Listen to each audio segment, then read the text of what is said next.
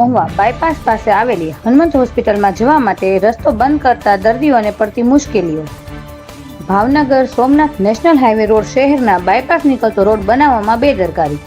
હનુમંત હોસ્પિટલમાં દર્દી માટે 800 થી 900 મીટર ફરીને જવું પડે છે. હોસ્પિટલનો સામેનો રોડ બંધ થવાથી અને રેલવે ફાટકનો પણ સર્વિસ રોડ બંધ થવાથી લોકોને અને દર્દીને ખૂબ જ હેરાનગતિ થઈ રહી છે.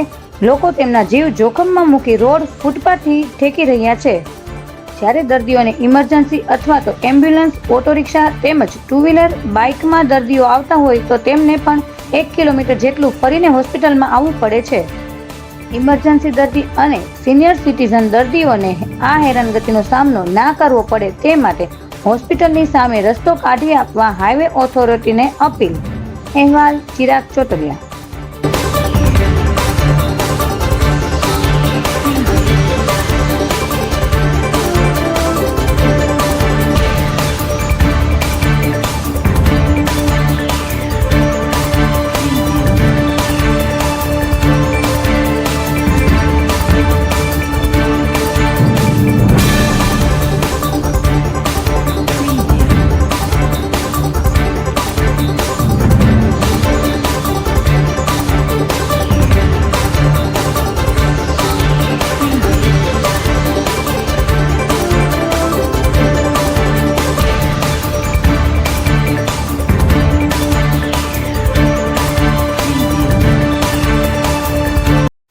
અહીંયા જે હનુમંત હોસ્પિટલ જે રસ્તો બંધ કરી દીધો છે ને એના લીધે અમારે બહુ તકલીફ પડે છે. દર્દીઓને બહુ પડે છે, વાહન વાળાને, રિક્ષા વાળાને બહુ તકલીફ પડે છે.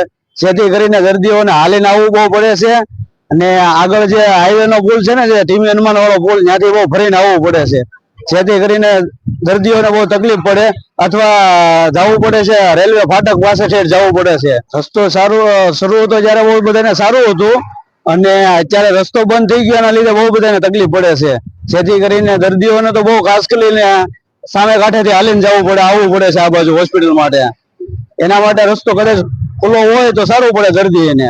આ તો 108 ને એમ્બ્યુલન્સ ને ત્યાં ફરીને આવવું પડે છે ઇમરજન્સી હોય તો. એથી મહુવા હનુમંત હોસ્પિટલ છે અને નેશનલ હાઈવે રોડ છે, ભાવનગર સોમનાથ નો હાઈવે રોડ. હવે હોસ્પિટલ ની સામે એક પેલા રસ્તો હતો અવર જવર માટે દર્દીનો રસ્તો બંધ કરી દેવામાં આવ્યો છે અને દર્દીઓને ઘણી બધી તકલીફ પડે છે અને વાહન ફરીને ત્યાં ટીમ્બી હનુમાન થઈને આવે છે. અને પ્લસ અહીંથી રસ્તો બંધ છે રેલવે ફાટક નો, ત્યાં રેલવે વાળાએ ત્યાં રસ્તો બંધ કરી દેવામાં છે. લોકોને બહુ તકલીફ પડે છે આવા જવા દર્દીઓ માટે. હનુમંત હોસ્પિટલમાં જે દર્દી લોકો આવતા હોય ને, જે દર્દીઓને ખૂબ જ મોટી તકલીફ પડી છે, સામેનો રસ્તો બંધ છે અને પ્લસ ઠેકીને જાય છે. સામે તમે જો હીરો હોન્ડા નો શોરૂમ છે સામે, ત્યાં તમે જો જે જગ્યાએ લોકો ત્યાં ઠેકીને જાય છે, સામેથી વાહન આવતા હોય, ફૂલ સ્પીડમાં વાહન આવતા હોય, છતાં પણ લોકો સમજતા નથી. લોકો ઠેકીને આવે છે. એક્સિડન્ટ થવાની ત્યાં ઘણી બધી ભય રહી છે, છતાં પણ લોકો ઠેકે છે.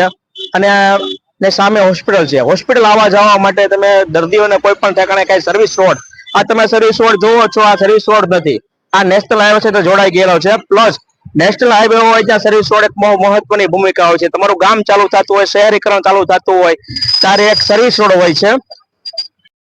એ સર્વિસ રોડ દેવામાં આવ્યો નથી. જે સર્વિસ રોડ ન બનાવવામાં આવે એટલે લોકો ત્યાંથી ઠેકે છે અને ત્યાં પાછળ વ્યા જાય છે. અને આથી મોટો ભય છે, સામેથી સ્પીડમાં વાહન આવતા હોય છે, એની હિસાબે એક્સિડન્ટની પણ ઘણી બધી ઘટનાઓ બનતી હોય છે. પ્લસ આખા મહુવા શહેરની જે ફરતો જે સર્વિસ નેશનલ હાઈવે જે બન્યો છે એની અંદર સર્વિસ રોડ બનાવવામાં આવ્યો હતી. સામેથી રેલવે ફાટક બંધ કરવામાં આવ્યું છે, ત્યાંથી પણ રોડ બંધ કરવામાં આવ્યો છે. લોકોને ખૂબ જ મોટી હાલાકી ભોગવી રહ્યા છે. અને ખાસ જે હોસ્પિટલ જે છે, હજારો લોકો આવે છે હોસ્પિટલની અંદર. મોટામાં મોટું એક એને દર્દીઓ માટે એક જે સુવિધાનું કેન્દ્ર છે પણ બંધ કરી દેવામાં, રોડ બંધ કરી દેવામાં આવ્યો છે.